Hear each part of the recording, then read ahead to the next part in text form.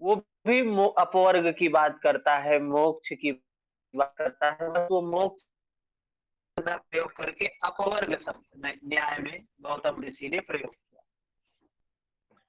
और न्याय का जो तात्पर्य है, शब्द का जो अर्थ है, मार्गदर्शन करने वाला, मार्गदर्शक, मार्गदर्शन करने वाला। और कैसे, किस तरीके से मार्गदर्शन करता है? सच्चाई तक पहुंचना है, उद्देश्य है कि सत्य तक पहुंचना है। और वो सत्य तक पहुंचने का जो मार्ग है क्या है कि ये लॉजिक लगाता है, एनालिसिस करता है, रीजनिंग करता है, उसके बाद ये सच्चाई तक पहुंचने का काम करता है। तो उसके बाद इसमें ज्ञान के दो तरीके बताए गए हैं, एक प्रमा, एक अप्रमा। प्रमा को बोलते हैं प्रमाण से, और अप्रमा जो है वो स्मृति पर आधारित होता है। प्रमा में क्या क्या चीजें हैं? प्रत्यक्ष, अनुमान, उपमान और आगम, जिसको शब्द भी कहा गया है। अप्रमा में संशय, भ्रम, तर्क, इन इसके आधार पे जब हम किसी सच्चाई पर पहुंचते हैं तो वो अप्रमा है। तो ज्ञान का जो आधार है, एक प्रमा, दूसरा अप्रमा। तत्व कितना बताया गया है? तो 16 तत्वों की बात की गई है न्याय दर्शन में। 16 तत्वों की बात की गई है। नाम नहीं याद करना है 16 का, लेकिन बस कितने तत्व हैं? तो 16 तत्व हैं। सांख्य में कितने तत्व हैं? 25। और योग में कितने तत्व माने हैं? 26। और न्याय में 16 तत्व। तो 25, 26, 16। और वहीं पे वैशेषिक ने 6 तत्व माना है। प्रमाण पर देख लेते हैं, ऐसे ही इसी से प्रश्न आएगा हमारा। योग में कितने प्रमाण हैं? 3 प्रमाण, प्रत्यक्ष, अनुमान, आगम। सांख्य में कितने प्रमाण हैं? प्रत्यक्ष, अनुमान, आगम। न्याय में कितने प्रमाण हैं? तो यहाँ पे 4 प्रमाण माने गए हैं। प्रत्यक्ष, अनुमान, आगम तो है, इसके साथ इन्होंने तुलना भी ले लिया है, तो 4 प्रमाण है।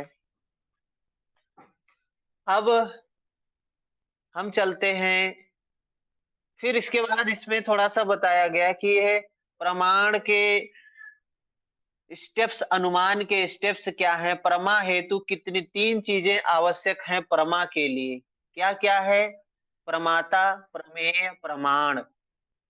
हमने कल देखा था प्रमाता क्या होता है? वो व्यक्ति होता है। प्रमेय क्या है? वो विषय वस्तु है।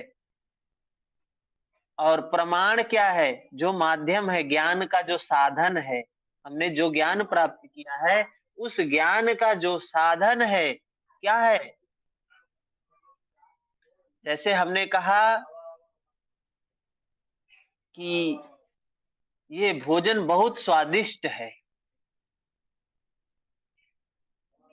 तो इसमें वह मैं जानने वाला जो प्रमाता हूं मैं, प्रमेय क्या है? विषय वस्तु। क्या है?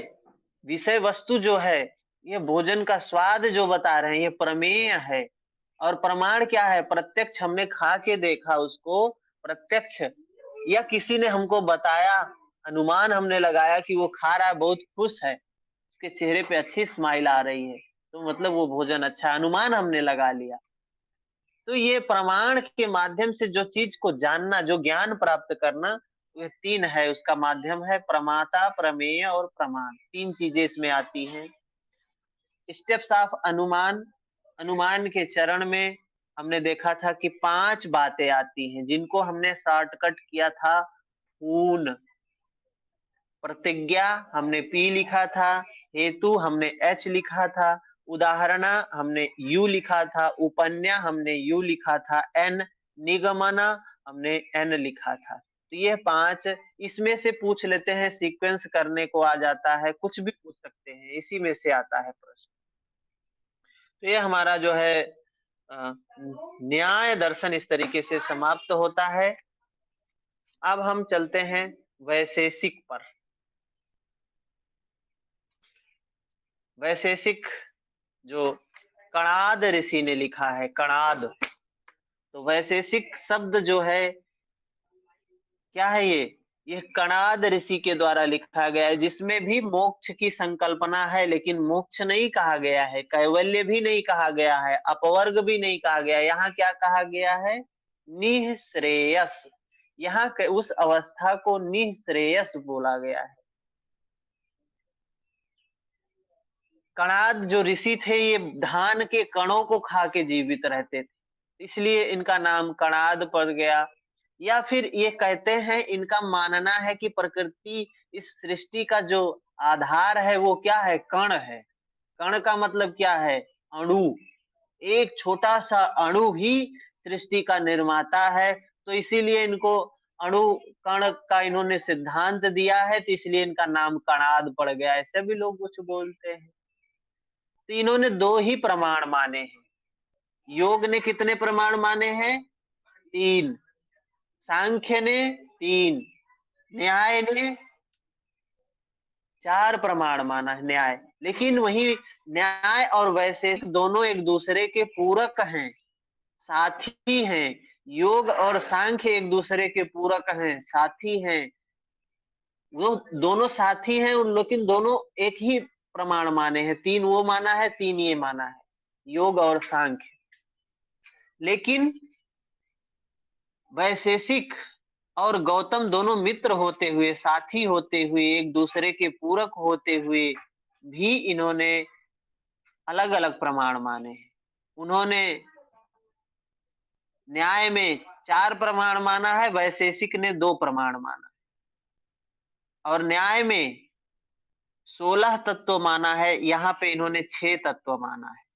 तो ये थोड़ा अंतर हमें याद होगा तो कंफ्यूजन नहीं होगा। वहां पे 6 तत्व है और उनके यहाँ 16 तत्व है।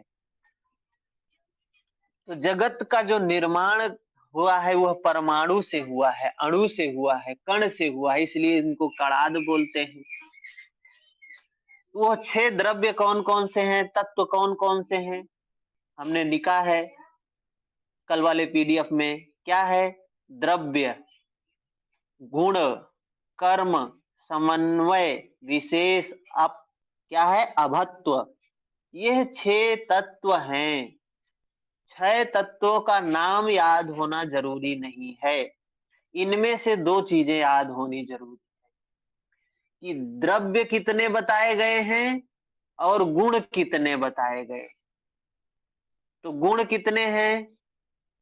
9 गुण बताए गए।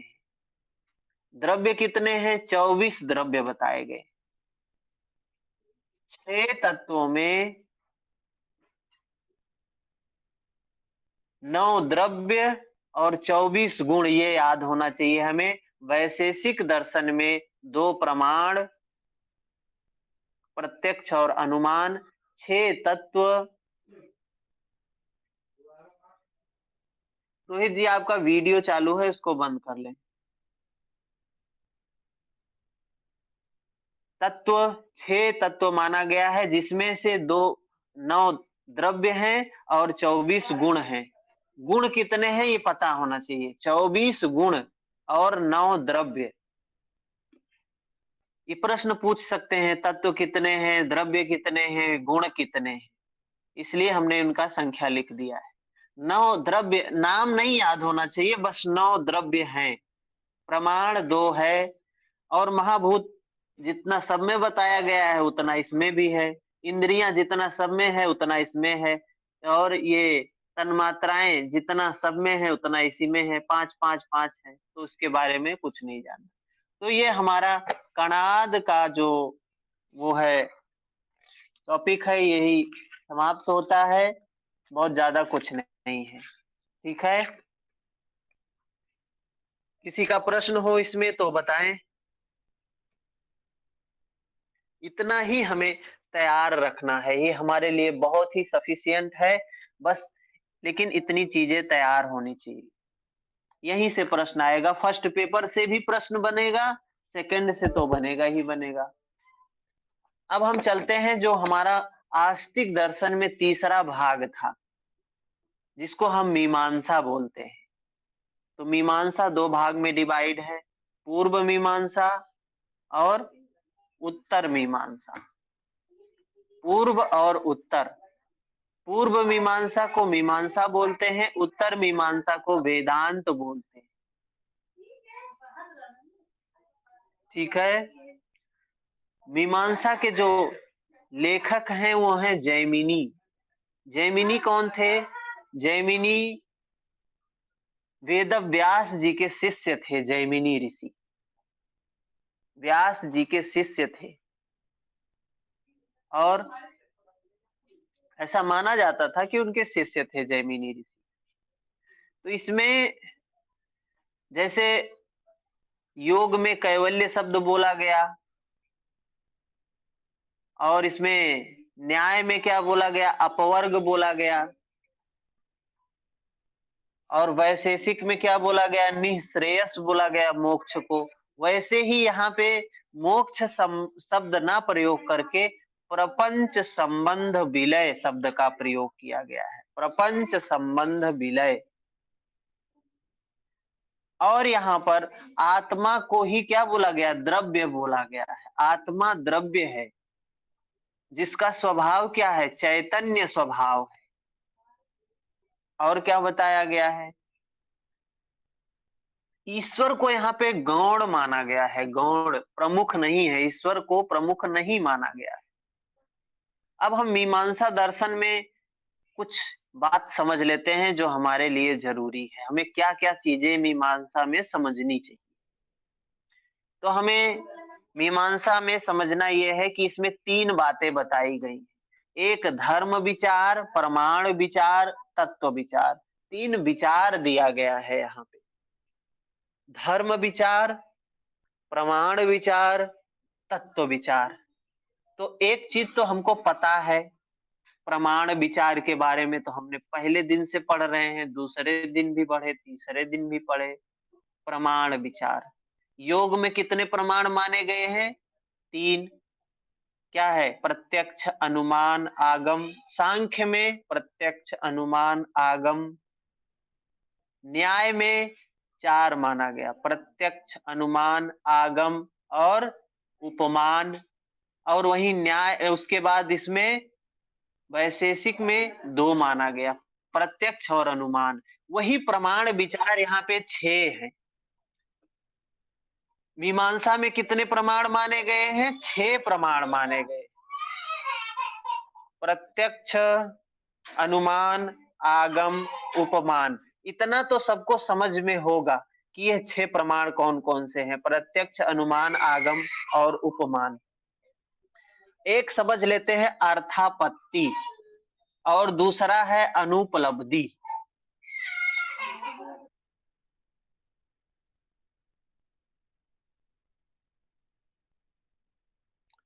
तो हमें इसमें क्या समझना है? अर्थापत्ति में, अर्थापत्ति जो है क्या है? ये प्रश्न आ जाता है, और वो भी सेकंड पेपर में नहीं आता है, फर्स्ट पेपर में प्रश्न आता है। एक स्टेटमेंट आपको दे देंगे। जैसे स्टेटमेंट क्या दे देंगे? स्टेटमेंट ये दे देंगे कि यह व्यक्ति, किसी नाम दे दिया कि मोहन दिन में भोजन नहीं करता है। बस बात इतनी ही बताई कि ये दिन में भोजन नहीं करता है, लेकिन आप उसको देख रहे हो, उस व्यक्ति को आप देख रहे हो, वो बहुत मोटा है, एकदम फिट है। शरीर से ये नहीं लगता है कि ये खाता नहीं है। तो आप एक अंदाजा लगाओगे, एक अर्थ निकालोगे कि यह दिन में नहीं खाता है तो रात में खाता।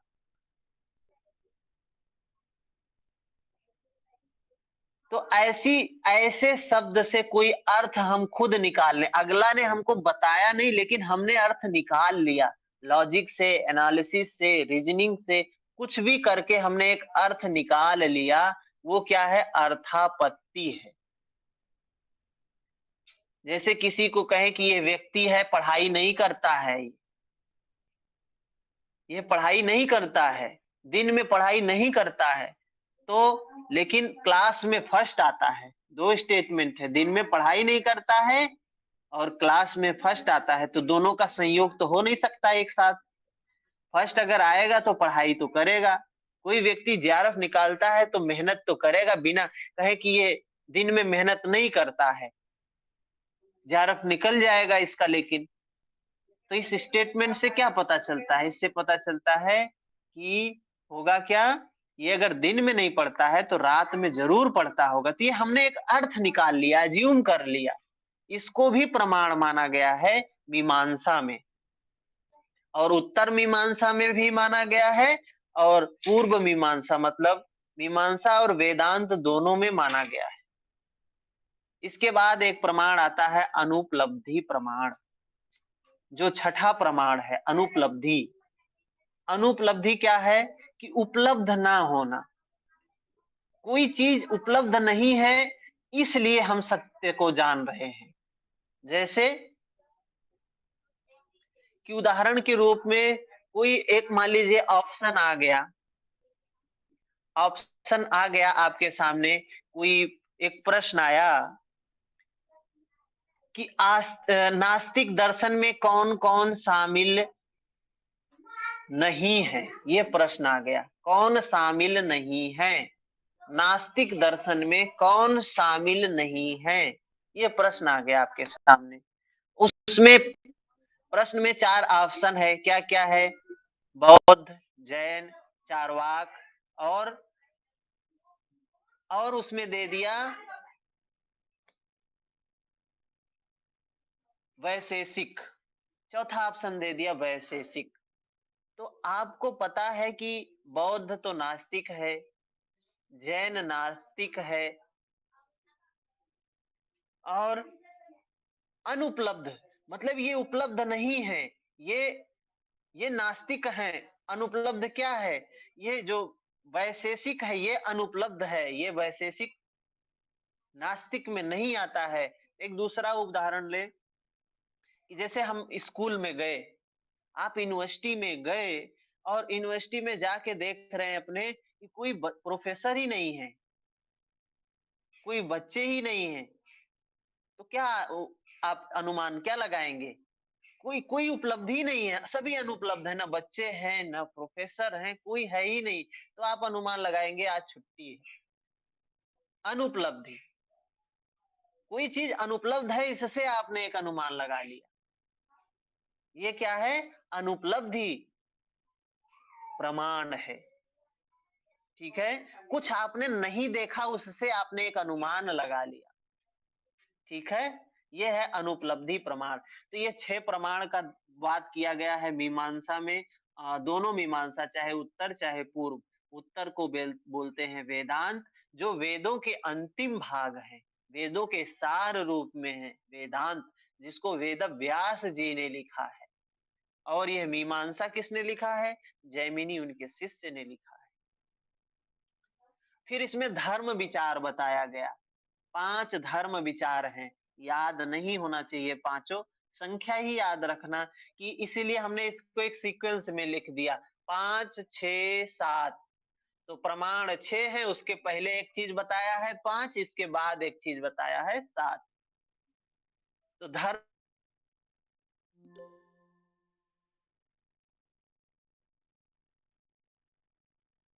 बना दिया ताकि आपको बात समझ में आए। तो हमने धर्म विचार पहले लिख दिया जिसमें 5 हैं, प्रमाण 6 लिख दिया, तत्व विचार 7वें नंबर पर लिख दिया, 7 है उसमें। तो धर्म विचार में क्या क्या है? नित्य कर्म, नैमित्तिक कर्म, काम्य कर्म, निषिद्ध कर्म, प्रायश्चित कर्म। ये धर्म विचार के अंतर्गत 5 प्रकार के कर्म का वर्णन किया गया है। हाँ, इतना पता होना चाहिए कि मीमांसा में जो कर्म बताया गया कितने प्रकार का। हो सकता है ये पूछ ले कि ये धर्म विचार को ही कर्म बोला गया है, तो यह कर्म कितने प्रकार का है? 5 प्रकार का। और इस धर्म विचार का उद्देश्य क्या है? इसका उद्देश्य है आत्मा की शुद्धि करना। इस धर्म विचार का उद्देश्य है आत्मा की शुद्धि करना।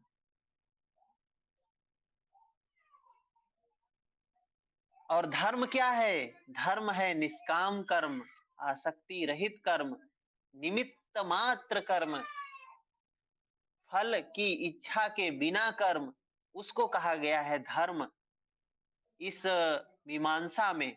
तो धर्म विचार में 5 चीजें बताई गई, लेकिन धर्म क्या है?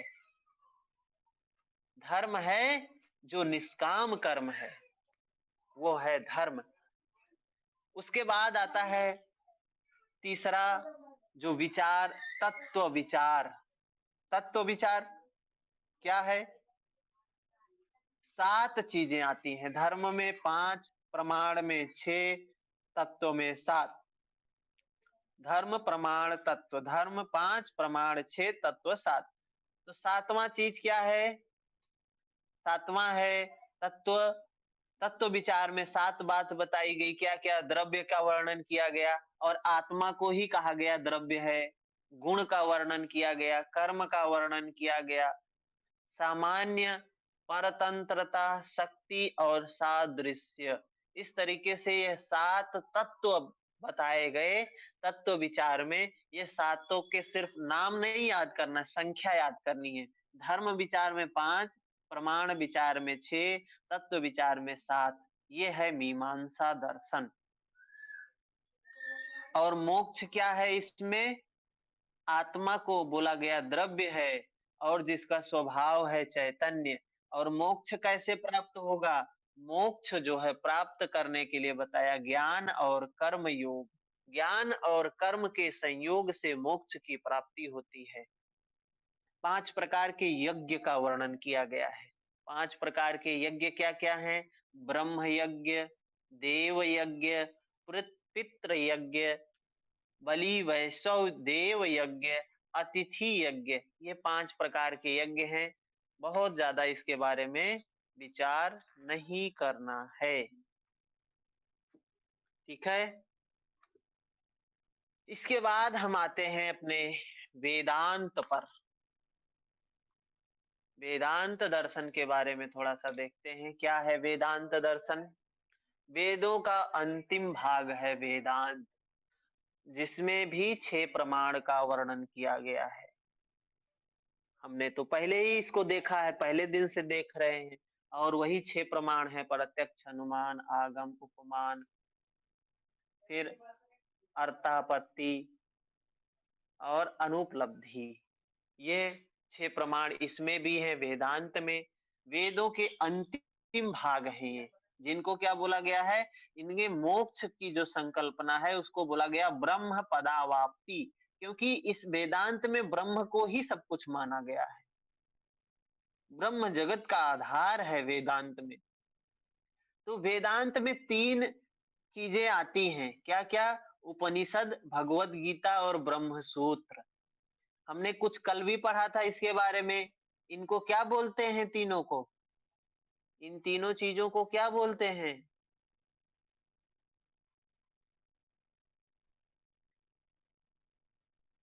प्रस्थान त्रयी बोलते हैं शायद। प्रस्थान त्रयी। हाँ, प्रस्थान त्रयी भी बोलते हैं। तो ये हमें समझ में होना चाहिए प्रस्थान त्रयी क्या है। ये वे इसलिए हमने 1-2 दिन पहले ही बता दिया कि कंफ्यूजन ना हो। प्रस्थान त्रयी ये वेदांत जो है, वहां हमने बताया था कि ब्रह्म सूत्र ही वेदांत है, उत्तर है। लेकिन ये वेदांत के 3 भाग हैं। एक उपनिषद है, भगवत गीता है और ब्रह्म सूत्र है। उपनिषद कितने? 108 उपनिषद, जिसमें 20 योग के उपनिषद हैं। हमने 18 उपनिषदों को पढ़ा है अभी तक। फिर भगवत गीता में तो हम पढ़ ही चुके। कल भगवत गीता भी हमने समाप्त किया। 18 अध्याय, 700 श्लोक। क्या क्या हमारे एग्जाम से संबंधित है? कर्म योग, ज्ञान योग, भक्ति योग की बात की गई है। पूरा हमने उसको देखा। अब हम ब्रह्म सूत्र, ये वेदांत जो जो प्रस्थान त्रयी, जिसको राज योग कहा, राज मार्ग कहा, इसमें जो तीसरा है ब्रह्म सूत्र है। यह ब्रह्म सूत्र ये वेदांत को ही वेद व्यास जी ने क्या किया? सूत्र रूप में। जैसे महर्षि पतंजलि ने गीता की बातों को, वेद की बातों को, जो कुछ भी उस समय शासन में था, समाज में प्रचलन में था, उसको क्या किया? सूत्र रूप में सूत्रबद्ध किया। वैसे ही वेद व्यास जी ने इन सभी चीजों को, वेदांत की चीजों को सूत्र दे दिया, सूत्रबद्ध कर दिया, जिसको बोला गया ब्रह्म सूत्र। तो ब्रह्म सूत्र का उद्देश्य क्या था? कि उपनिषदों में एक रूपता प्रस्तुत करना। ये जो उपनिषद हैं, बहुत सारे 108 उपनिषद है। हर आदमी कैसे इनको पढ़ेगा, क्या तुलना है। यह उन्होंने ब्रह्म सूत्र में क्या बता दिया कि ये सभी समान हैं, इनमें एक रूपता है। कैसे ये एक रूप हैं, हम उनको समझेंगे। ये ब्रह्म सूत्र में बताया, तो इसमें 4 भाग में डिवाइड किया गया है ब्रह्म सूत्र। एक क्या है, समन्वय अध्याय। समन्वय अध्याय में क्या बताया गया है कि सभी समान हैं। ये जो चारों चीजें, जितने भी उपनिषद हैं, इनमें समानता है। इस समानता के बारे में बताया गया है इसमें, समन्वय अध्याय में। ठीक है। इसके बाद आता है अविरोध अध्याय। अविरोध अध्याय क्या है? अविरोध में कि विरोध नहीं है, किसी उपनिषद में एक दूसरे का विरोध नहीं है, सब एक ही बात करते हैं। ये अविरोध, जैसे अविरोध शब्द से ही स्पष्ट हो रहा है कि क्या है ये अविरोध। अविरोध का मतलब है कि विरोध नहीं है इसमें। ठीक है। सभी प्रकार के विरोधों का निराकरण किया गया है। जो विरोध दिखाई भी देते हैं उनका निरोध किया गया, निराकरण किया गया है वेद व्यास जी के द्वारा। फिर बात आती है साधना अध्याय की। क्यों बताए साधना? जैसे महर्षि पतंजलि ने 4 पाद बताया, समाधि, साधन, विभूति, कैवल्य। ऐसे ही वो भी महर्षि पतंजलि का सूत्र है। ये हमारे वेद व्यास जी का सूत्र है। इन्होंने भी 4 पाद में, 4 अध्याय में बताया। पहले में समन्वय बताया। समन्वय क्या है कि सभी उपनिषदों का एकमात्र लक्ष्य है ब्रह्म प्राप्ति। इसका वर्णन इस अध्याय में मिलता है। जैसे उन्होंने, महर्षि पतंजलि ने पहले अध्याय में क्या बताया कि समाधि है हमारा लक्ष्य भाई। वही चीज यहाँ ये कह रहे हैं, ब्रह्म प्राप्ति है हमारा लक्ष्य। तो पहले पाद से मिला। अविरोध की बात करते हैं दूसरे पाद में, कि सभी प्रकार के विरोधों का निराकरण करते हैं। महर्षि पतंजलि क्या बताते हैं दूसरे पाद में? समाधि साधन पाद में वो साधन की बात करते हैं कि कैसे हम उस अंतिम अवस्था को प्राप्त करें। ये भी अविरोध की बात करते हैं, कोई विरोध नहीं है। जो भी सभी उपनिषद हैं एक ही बात कहते हैं, और विरोध का कहीं कुछ भी है तो उसका निराकरण किया गया है। तीसरा जो अध्याय है इनका साधन अध्याय है। साधन, और महर्षि पतंजलि का तीसरा अध्याय था साधन, दूसरा अध्याय साधन था, लेकिन इन्होंने साधन अध्याय तीसरा बोला है। क्या है साधन अध्याय में? वही चीज है भाई, ब्रह्म की प्राप्ति के साधन का वर्णन किया गया है। हम उस ब्रह्म तत्व को कैसे प्राप्त करते हैं, उनका साधन का वर्णन किया गया है। चौथा, महर्षि पतंजलि ने तीसरे पाद में विभूतियों का वर्णन किया है, तो इन्होंने भी विभूतियां क्या हैं? साधना के फल हैं, जो रास्ते में प्राप्त होती हैं। वही साधना का फल ही फला अध्याय बोल दिया। चौथा अध्याय इनका क्या है? साधकों को प्राप्त होने वाले फलों का उल्लेख किया गया है। जैसे महर्षि पतंजलि ने विभूति में फलों का उल्लेख किया है। तो ये 4 चीजें हैं। ब्रह्म सूत्र 4 भाग में डिवाइड है। बस इतना ही समझना है, और ब्रह्म सूत्र के बारे में कुछ नहीं समझना। आगे हम बताते हैं कि इन ब्रह्म सूत्रों पर जितने भी आगे आए लोग, वह सभी ने टीकाएं लिखी हैं, भाष्य लिखा है। तो हमने कल एक चीज और आपको बताया था, इसीलिए कल ही बता दिया था कि ताकि थोड़ा सा कई बार रिवीजन हो जाए। क्या हमने बताया था? कल ही नहीं बताया, पहले दिन से ही मैं आपको बता रहा हूँ कि आचार्य त्रय कौन कौन है। आचार्य त्रय में कौन कौन आते हैं? तो उसमें हमने बताया था शंकराचार्य, माधवाचार्य, रामानुजाचार्य। ये प्रश्न भी आता है यूजीसी में कि आचार्य त्रय में कौन शामिल है, कौन शामिल नहीं है।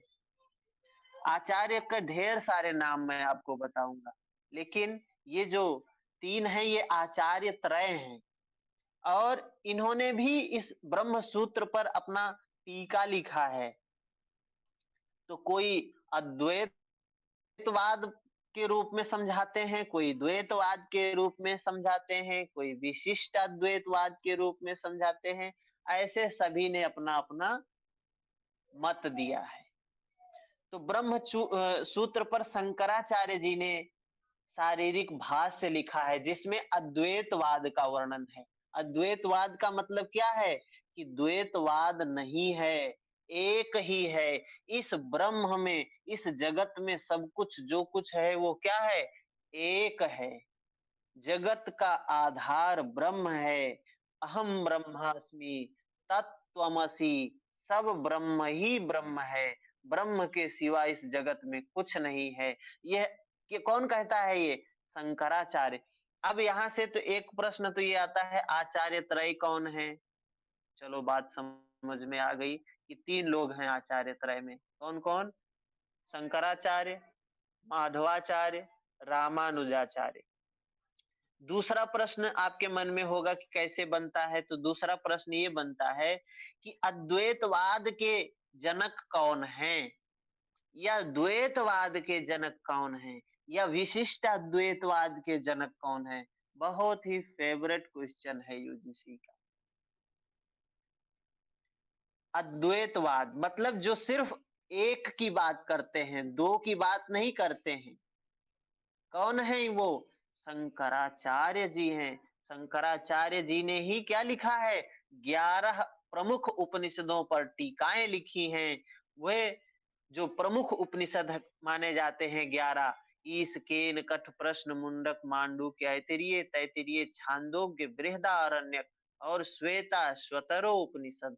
ये 11 उपनिषद प्रमुख उपनिषद हैं जिन पर शंकराचार्य जी ने भाष्य लिखा है। शंकराचार्य जी से एक आध प्रश्न पूछ लेते हैं।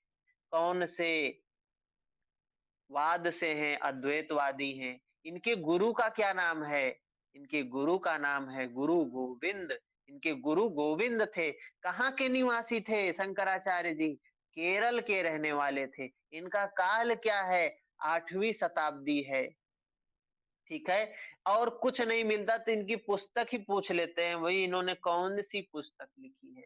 तो शंकराचार्य जी हमारे बहुत ही इम्पोर्टेंट जो है व्यक्तित्व है हमारे एग्जाम के लिए। तो हमें इनको याद करना है। गुरु इनके कौन थे? गोविंद जी थे। अद्वैतवाद का इन्होंने वो दिया, सिद्धांत दिया। और केरल से ऐसा प्रश्न आ जाता है ना एक, मान लीजिए आप सिर्फ शंकराचार्य को ही याद रखे हुए हैं, आप एक प्रश्न बड़ा वाला प्रश्न सॉल्व कर सकते हैं। जैसे कैसे आता है प्रश्न?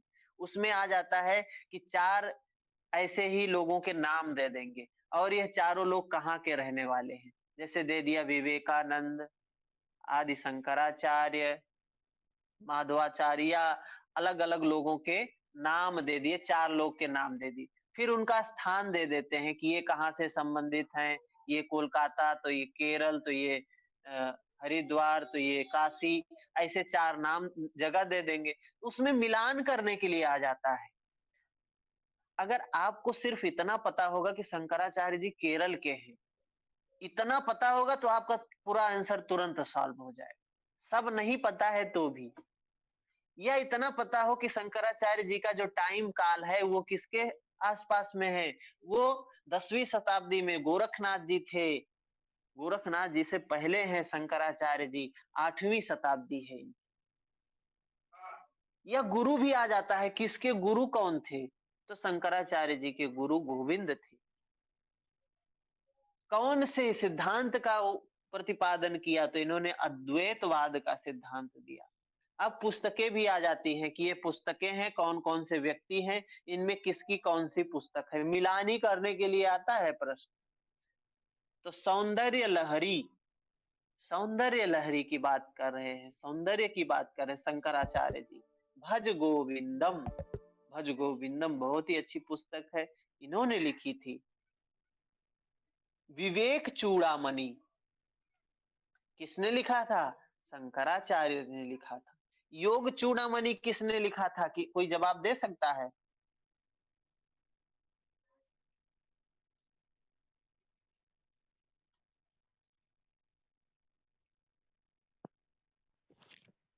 थिंक गुरु गोरक्षनाथ जी ने। हाँ, गोरखनाथ जी ने योग चूड़ामणि लिखा था और इन्होंने क्या लिखा था? विवेक चूड़ामणि लिखा था। आनंद लहरी की रचना की थी इन्होंने। योग तरावली एक हठ योग का ग्रंथ है, योग तरावली, इसको लिखा है शंकराचार्य जी ने। पंजरिका स्तोत्र, ये कुछ प्रमुख पुस्तकें हैं शंकराचार्य जी की, जो हमें ध्यान में होनी चाहिए। 2-3 बार पढ़ लेंगे तो फिर देखते ही याद आ जाएगा, अरे ये तो शंकराचार्य जी का ही है। अब उसके बाद हम बात करते हैं द्वैतवाद की। द्वैतवाद, कौन है द्वैतवादी? पहले थे शंकराचार्य, दूसरे हैं माधवाचार्य। माधवाचार्य ने क्या है? ब्रह्म सूत्र पर पूर्ण प्रज्ञा भाष्य लिखा, जिसमें द्वैतवाद का सिद्धांत बताया। तो उन्होंने ही भी यही द्वैतवाद, तो द्वैतवाद के जनक कौन है? माधवाचार्य, इतना पता होना चाहिए। फिर आता है विशिष्ट द्वैतवाद, जिसमें कौन है? रामानुजाचार्य। ब्रह्म सूत्र पर रामानुजाचार्य ने भी भाष्य लिखा, जिसमें विशिष्ट अद्वैतवाद का वर्णन किया गया है। ये है वेदांत के 3 जो हुए महत्वपूर्ण, उनके क्या इन्होंने लिखा, ये चीजें हैं। एक चीज और है इसमें, हम अभी कल भी इस पे चर्चा किए थे। क्या है कि वेदांत दर्शन में 3 सत्ताओं का वर्णन मिलता है। 3 सत्ता, कौन कौन सी सत्ता का बात किया गया है? कल भी हमने इसको समझाया था आपको। प्रातिभाषिक सत्ता, व्यवहारिक सत्ता और पारमार्थिक सत्ता। ये नाम याद होना चाहिए, महत्वपूर्ण पॉइंट है हमारे लिए। ठीक है, तो पहला है प्रातिभाषिक सत्ता। क्या है यह प्रातिभाषिक सत्ता? प्रातिभाषिक सत्ता जो सिर्फ आभास होता है, जो सिर्फ आभास होता है लेकिन सत्य नहीं होता है। मतलब विपर्य, विपर्य क्या बताया है? विपर्य ज्ञान। जो विपर्य ज्ञान है, जो होता नहीं है, सिर्फ महसूस होता है, आभास होता है। महर्षि पतंजलि ने विपर्य के बारे में कुछ बताया है। क्या है? विपर्ययो मिथ्या ज्ञानम आतद रूप प्रतिष्ठम। विपर्य का मतलब क्या होता है? मिथ्या ज्ञान, सत्य ज्ञान नहीं, मिथ्या ज्ञान। आतद रूप प्रतिष्ठम, मतलब जो जैसा है वैसा नहीं है, जो दिखता है वो होता नहीं है। अच्छे लोग दिखाई देते हैं लेकिन अंदर से नहीं होते हैं। बुरे लोग दिखाई देते हैं लेकिन अंदर से बुरे होते नहीं हैं। तो जो जैसा दिखता है वो वैसा होता नहीं है। जो जैसी हम देखते हैं चीजें वो वैसी होती नहीं है। ये क्या है? ये प्रातिभाषिक सत्ता है। तो वही कहा है इसमें वेदांत में। और वो उसी तरीके से गलत है, वो उसी तरीके से आभास हो रही है जैसे क्या होती है स्वप्न में। व्यवहारिक सत्ता, जैसे स्वप्न में हम, निद्रा में हम जब चीजें देखते हैं तो हमें उस समय सत्य लगता है, वैसे ही ये प्रातिभाषिक सत्ता, इस जगत में जो कुछ प्रातिभ हो रहा है, जो पता चल रहा है, वास्तव में जो आभास हो रहा है, वास्तव में ये सत्य नहीं है। ये वैसे ही असत्य है जैसे निद्रा में जब हम स्वप्न देखते हैं, वो निद्रा का स्वप्न निद्रा में जैसे हमको सत्य प्रतीत होता है, वैसे ही यह जगत भी क्या है? सिर्फ आभास मात्र है। इसको कहा गया प्रातिभाषिक सत्ता। दूसरा है व्यवहारिक सत्ता। व्यवहारिक सत्ता क्या है? संसारिक जीवन व्यवहार के लिए सत्य, जीवन व्यवहार के लिए यह सत्य लगता है। जो भी हम क्रियाकलाप करते हैं,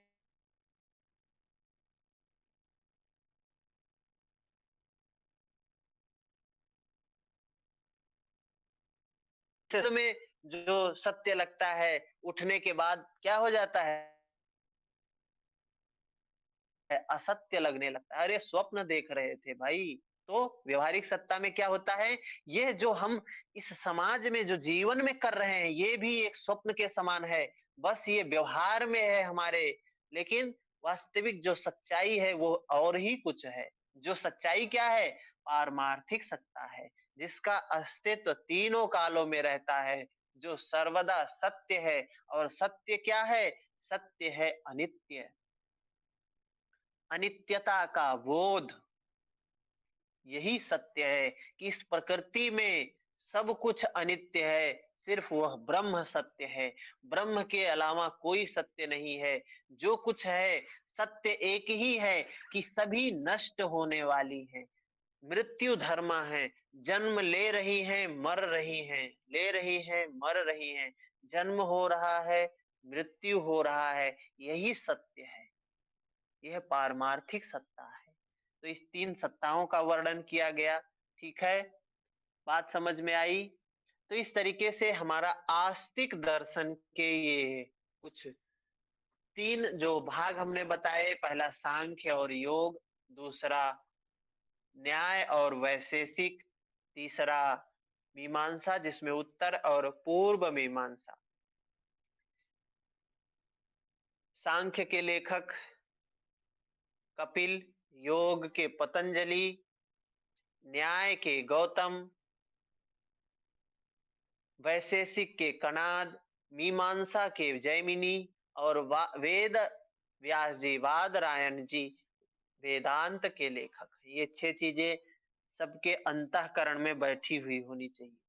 दूसरी चीज क्या होना चाहिए याद, कितने प्रमाण माने गए हैं। योग में 3 प्रमाण, सांख्य में 3 प्रमाण, इनके नाम भी पता होने चाहिए।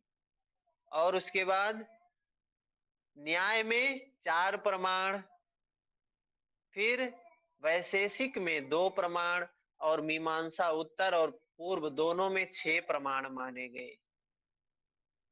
उसके बाद कितने तत्व हैं किसमें, सांख्य में 25 तत्व, योग में 26 तत्व, न्याय में 16 तत्व,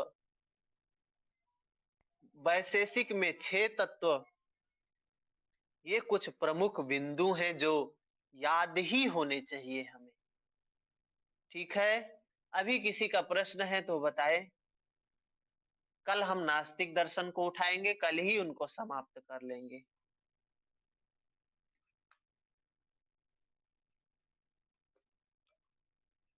सर मेरा किसी लिंक का कट कोई गया था लास्ट में, तो माधवाचार्य वाला बताइएगा थोड़ा, और क्या कट रामानुजाचार्य गया था? जी लिंक कैसे अच्छा, कट गया था। देखिए ये 3 जो बताए गए हैं, क्या है, आचार्य त्रय जिनको बोला गया है, आचार्य त्रय।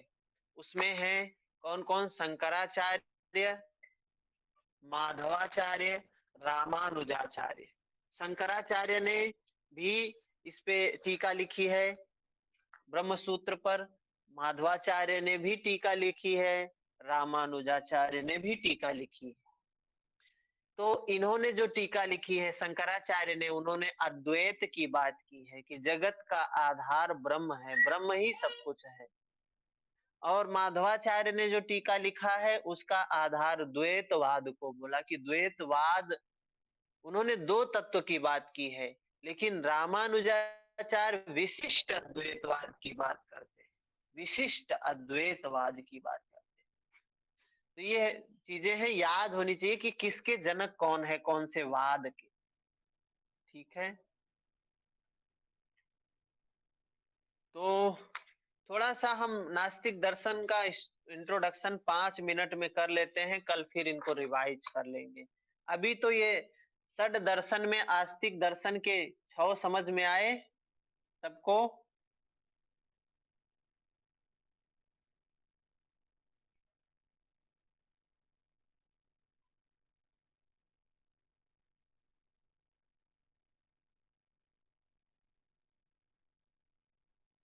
आवाज आ रही है ना मेरी? जी आ रही है आपकी हाँ आवाज। जी भैया आ जी रही है। सर जी। जी सर। भैया एक बात तो पूछनी थी। हाँ मेरा एक क्वेश्चन था, जैसे अभी आपने जब वेदांत में पढ़ा रहे थे आपकी सूत्र पर भाषा करके, ये शंकराचार्य जी, माधवाचार्य जी और रामानुजाचार्य जी, है ना? उससे हम्म, ऊपर आपने हम्म, लिखवाया है एक जगह उपनिषद, भगवत गीता और ब्रह्मसूत्र, और उसके नीचे एक हाँ आता है समन्वय अध्याय, अविरोध अध्याय और साधना अध्याय। भैया ये थोड़ा सा समझा दीजिए, एक समन्वय और अविरोध वाला। हाँ, समन्वय अविरोध। देखिए ये जो इसमें बताया गया है, समन्वय, अविरोध और साधना और ये फला, ये ब्रह्म सूत्र के, जैसे योग सूत्र पढ़ा है आपने, हाँ जी। चार चार पाद हैं उसमें, हाँ जी। साधना की बातें हैं, साधना की बातें हैं, वही चीजें जी। यहाँ भी हैं। ये भी ब्रह्म सूत्र है, वो योग सूत्र है, ये ब्रह्म सूत्र है। ठीक है। जी, तो इनको अध्याय कह सकते हैं ना? मतलब ये भी उसके अध्याय हाँ, ही है। जी। लिखा ही देखिए, समन्वय अध्याय, अविरोध अध्याय, जी। साधना अध्याय, फला अध्याय। आपने महर्षि पतंजलि के पहले अध्याय में क्या पढ़ा? समाधि पढ़ा है, हैं? समाधि पढ़ा है। हाँ जी। समाधि, हाँ। तो ये ब्रह्म के समन्वय अध्याय, जो ये पहला अध्याय है, ये क्या बताता है? अभी हमने कुछ बताया कि पहला अध्याय जो है ये ब्रह्म का समन्वय अध्याय, जिसमें क्या बताया गया कि सभी उपनिषद का एकमात्र लक्ष्य है ब्रह्म की प्राप्ति। ब्रह्म को प्राप्त करना ये सबका लक्ष्य है, सभी उपनिषदों का लक्ष्य है। पढ़ा है उपनिषदों को, हर जगह देखा है कि ब्रह्म की ही बात करते हैं, ये ब्रह्म, वो ब्रह्म, ऐसा ब्रह्म, वैसा ब्रह्म, यही हुआ है।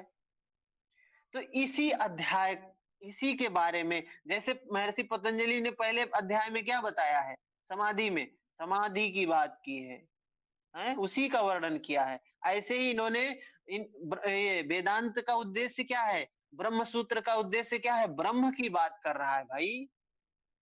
तो ये ब्रह्म का वर्णन किया गया है इसमें, पहले अध्याय में। ठीक है।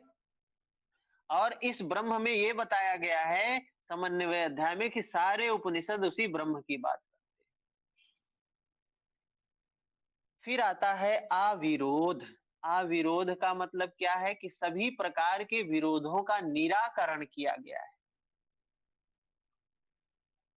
महर्षि पतंजलि भी ऐसा ही कुछ बोल रहे, बताया है उन्होंने। विरोध मतलब कि ये जो साधना पद्धतियां हैं, ढेर सारी साधना पद्धति महर्षि पतंजलि ने बताया है, क्या उनमें विरोध है? विरोध तो नहीं है।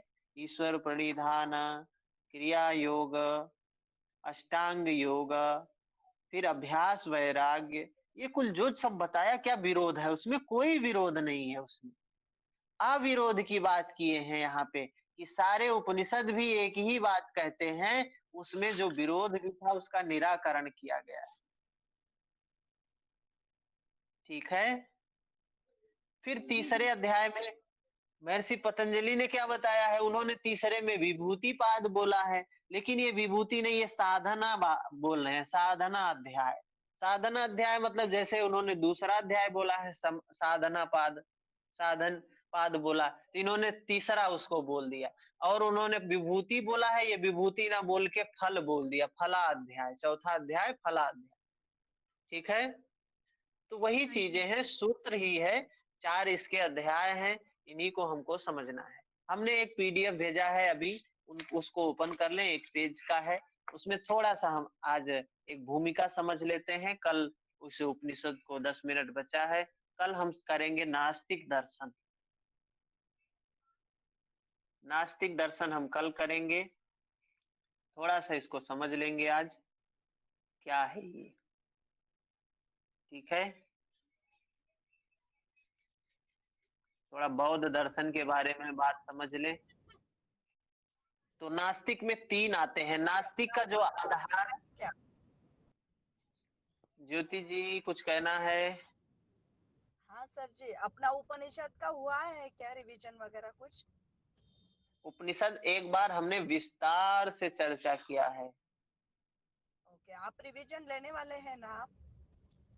जब ये सिलेबस समाप्त कर लेंगे, पॉइंट कुछ नहीं बचेगा, तो हम हठ दीपिका, ग्रंथ संहिता और उपनिषद को भी रिवाइज करेंगे।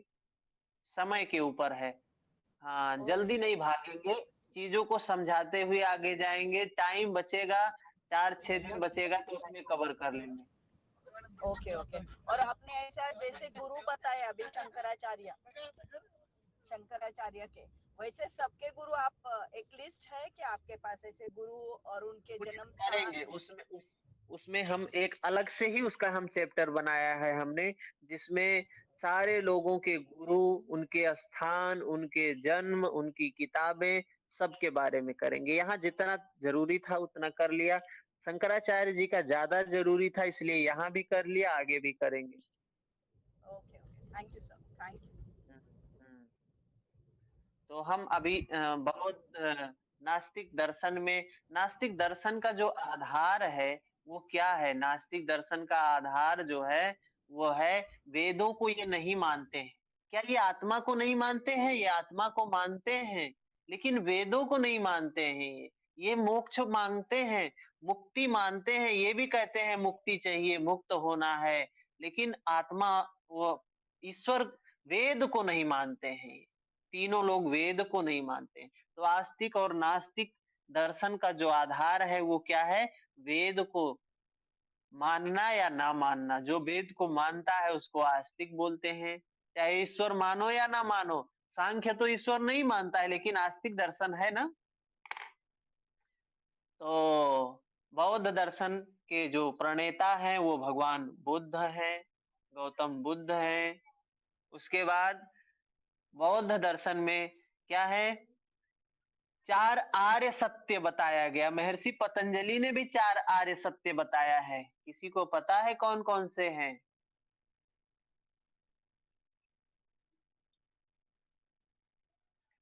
हेय, हे हेतु, हे हेतु वाला। ये हेतु, हान, वही हानोपाय। ये हेतु हान वही, हानोपाय।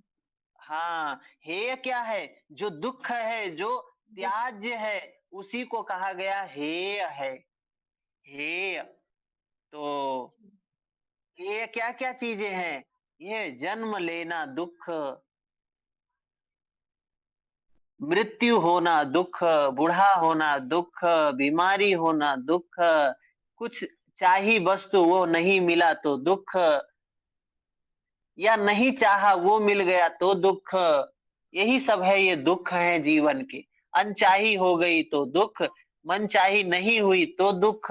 ये जीवन की दुख, दुख है ये। कुछ दुख का उदाहरण दिया, फिर दुख का कारण बताया। दुख का कारण क्या है? दुख का कारण तृष्णा है, दुख का कारण प्यास है, दुख का कारण। तृष्णा जागी कि दुख जागा ही जागा। दुख का कारण हम क्या कहते हैं? हम कहते हैं ये ऐसा कर दिया तब दुखी हो गए, वो ऐसा कर दिया तो दुखी हो गए, ये नहीं मिला तो दुखी हो गए, वो नहीं मिला तो दुखी हो गए। हम किसी स्थिति को दुख का कारण बताते हैं, किसी व्यक्ति को दुख का कारण बताते हैं, किसी परिस्थिति को दुख का कारण बताते हैं, लेकिन सच्चाई क्या है? तृष्णा। ये अंदर जाके जब देखोगे, साधना करके जब देखोगे, तो तृष्णा ही दुख का कारण है। ये तृष्णा जागती है तो दुख जागता है। तुलसी रामायण में, रामचरितमानस में तुलसीदास जी ने भी कुछ कहा है। सब चीजों पे कुछ न कुछ कहा है। काहू न को सुख दुख कर दाता, निज कृत कर्म भोग सब भ्राता। कोई किसी को दुख नहीं देता है, कोई किसी को सुख नहीं देता है। आपके अपने कर्म, अपने कर्म क्या हैं? ये आसक्ति वाले कर्म, ये फल युक्त कर्म, यही आपको दुख देते हैं। अनासक्त कर्म करो भाई, मुक्त कर्म करो, निष्काम कर्म करो, कोई दुख नहीं होगा। तो दुख का कारण क्या बताया? तृष्णा ही दुख का कारण है। और तृप्त हो गए, संतुष्ट हो गए, संतृप्त हो गए तो क्या हो गए? सुखी हो गए, दुख समाप्त हो गए। तो एक ही तो बात कह रहे हैं, गीता भी वही कह रही है, ये भी वही कह रहे हैं, योग सूत्र भी वही कह रहा है। बात कुछ अलग नहीं है। देखोगे तो छिलके अलग अलग हैं, लेकिन सार एक ही है। छिलका सिर्फ अलग अलग है, लेकिन सार एक ही है। दूसरा क्या बताया? दुख निरोध, कि दुख निरोध की अवस्था क्या होगी। जैसे महर्षि पतंजलि ने दुख को कहा हेय, दुख के कारण को कहा हेय हेतु। दुख निरोध की बात क्या है? हान, उसको बोला हान। हान क्या है? सूत्र में है होगा कोई सूत्र क्या है हान का सूत्र?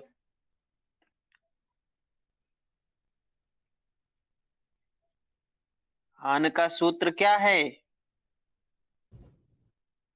क्लेशों तद से भाव, मुक्त।